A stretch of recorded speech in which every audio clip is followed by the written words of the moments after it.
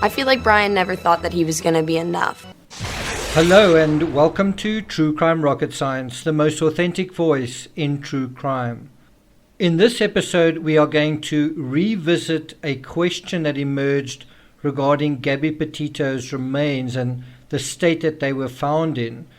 Some of you who've paid attention to this case will know that yesterday there was a major development just in terms of confirming what actually happened to Brian Laundrie, but there's also information that came out about 2 weeks ago on November 11th, but that was about 3 days into my vacation, and although I responded to it at the time on Patreon, I wasn't able to put it up onto YouTube, which is why I'm doing it now.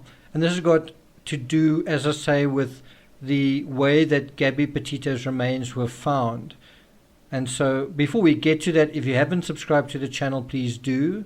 Like, share, leave a comment, and let's get started. So, as I say, on around about 11th of November, James Houghton posted the following comment on YouTube, and I'm going to read it verbatim. James Houghton wrote, quote, "The most recent The Interview Room had an individual on who padded out some details not so much in the public forum. He had engaged with someone he knows in law enforcement and had also been to the scene. Takeaways, amongst other things, included, he said that Gabby's body was covered. He didn't specify how or with what. And then he said he wondered whether the missing blanket from the van that Nick pointed out was used. He and Chris stated that the orange marks are used in scenes so a route in and out can be kept to by officers and stuck to. Also, this is also what James Houghton wrote, if Gabby's body was covered as stated, be it a blanket, stones, foliage, it points to guilt or remorse rather than a singularly callous act where neither is present." I'm not going to read the next section of his comment, but I'm going to respond now to what James Houghton wrote. So I do often get these comments, and while I appreciate them, they don't mean as much as if the person provides a link to what they're referring to, and so that is exactly what I'm going to be doing here. And so I'm going to let you know right off the bat that I'm referring to a YouTube video. I'll put the link in the description. I think the title is Gabby Petito Case Discussion, and the part that James Houghton is really referring to occurs at the easy to remember milestone in the timeline, 55 minutes and 55 seconds. You can go back a few seconds and forwards a few seconds from that particular marker, but I have actually provided the link that provides, if you just click on the link, it will take you to that timeline in the marker which discusses this. Then I'm also going to refer later in this episode to 6 minutes 40 seconds of another video from the interview room. I think it's titled New Video of Gabby, and I think it deals with the crime scene, but I'll put both links in the description from the interview room for you guys to go through that on your own time. Now, my response essentially to this comment, first of all, thank you James Houghton for his comments. I didn't actually see that myself, but according to an insider, I think his name is Jason. I beg your pardon, Jake. So I don't really know exactly who he is. It's someone who was interviewed by Chris McDonough on the interview room, a sort of a bearded fellow who I think has quite a lot of on-the-ground experience in the Grand Tetons, right? So it's this particular individual who provided the information directly, apparently, from the federal authorities, right? And basically, he confirmed something that I'd speculated on earlier, where a lot of people said that, Gabby was just left out in the open, and I said that I didn't think that that was likely. Even if that is what was reported, I didn't think that that was very likely. And so now we have some kind of confirmation that Gabby's remains were wrapped from someone on the ground, someone who spoke to law enforcement. That certainly, if what Jake is talking about is reliable, and the interview room is a credible channel, so one would think that it is. But it is once again sort of hearsay. It's not based on any kind of report or official document, so one's got to be careful with it. But it is interesting that James Houghton, came across this particular comment. I haven't seen it really reported in the media. I haven't really seen other creators talking about it in any detail, but I do think it is quite important and quite interesting. So according to this insider, Jake, who apparently had access to law enforcement, Gabby's remains were covered with something. It doesn't specify what exactly. We'll talk about what that something might be in a moment. Now, although I think it's true that covering remains may point to remorse, it may not be only that. It could be remorse as well as the perpetrator being practical, wanting to hide his foul deeds from plain sight, from the smell getting out, and also to some extent trying to protect the remains from predators, maybe not in the sense of being sensitive to the deceased, but perhaps not wanting the scavengers to attract attention.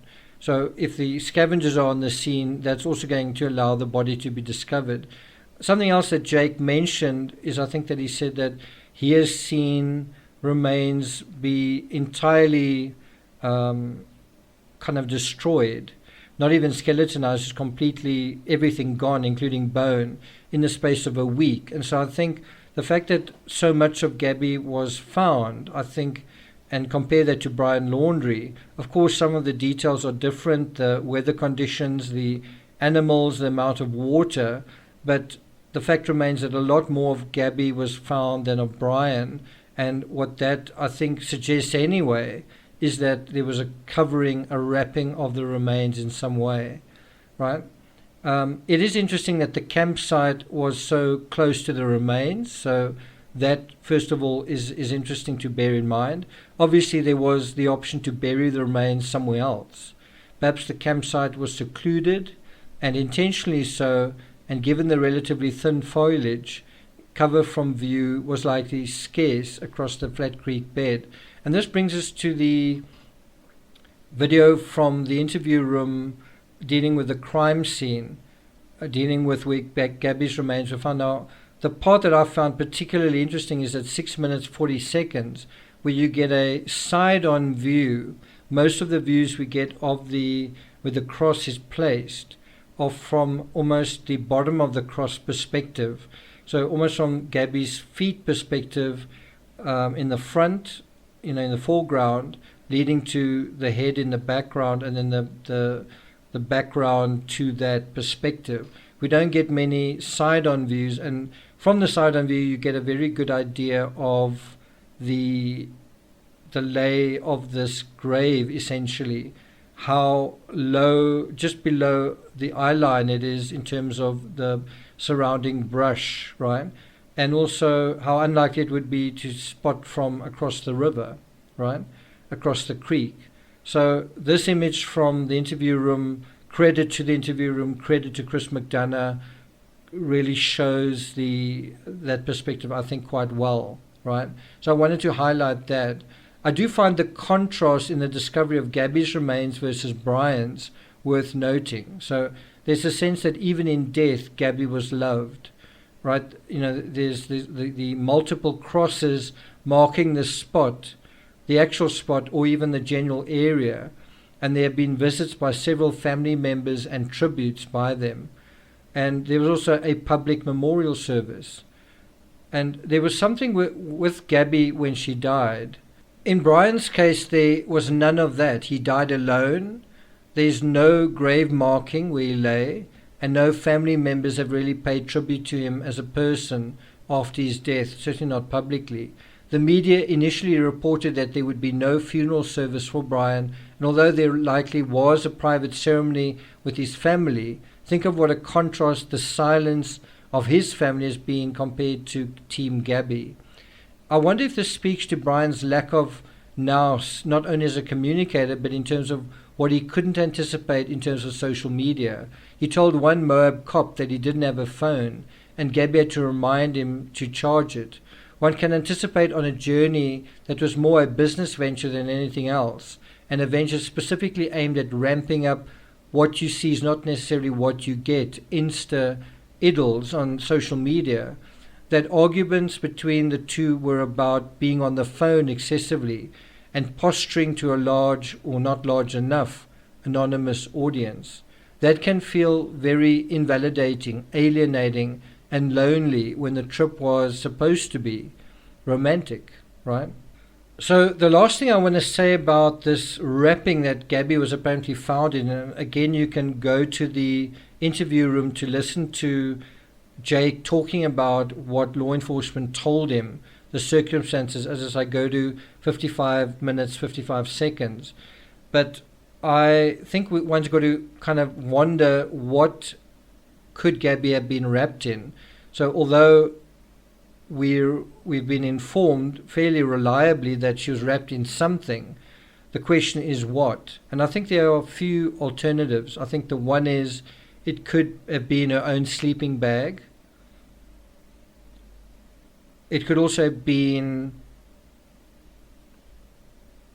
the canvas material of the tent. So the tent could have been used as well, although I think that is quite a large structure to, leaving the tent there, one's also going to have to conceal that. And some aspects of that tent weren't necessarily the same color as the surroundings. And that brings us to the third aspect, which is that tarp that you see on the top of the van. And I do think it's interesting that you don't see that tarp in the final image of the van, parked where it was while they were camping. You don't see that tarp over there, right? And that tarp, as far as I'm aware, is a container for the tent. And so I think it's really would be fairly simple for the authorities just to go through the contents of the van and look at what isn't there. So is Brian's sleeping bag there? Is Gabby's sleeping bag there? Is the tent there? And is the cover of the tent there? It could also be that Brian was in a rush to get back. I've certainly been in that situation where I'd camped and I was in a rush to get back, and I fairly quickly, rolled up the tent really quickly and kind of threw that and the sleeping bag in the trunk of the car, because it could be raining or for whatever reason you're in a hurry to get out of the environment that you're in, and so you don't pack up. So there could be an innocent reason for that. But if you consider the fact that that tarp is black and that tarp would provide the sort of integrity and to practically conceal someone, one wonders whether that was used to wrap her. There could also be something very practical but also not necessarily effective, like clothing. And we know that Gabby was found wearing her favorite shirt, and that was used to identify her. So one wonders whether other items of clothing were used to cover other parts of her. And then the final thing I want to mention is, I don't think that it is just a matter that she was wrapped. I think that there would also be a certain amount of excavating of the earth and also using rocks. So in other words, if a tarp was used, then there may have been partial burial and then also partial covering of the tarp. You might say, surely the entire tarp would have been covered. It could have been covered, but maybe it's difficult to say how excavatable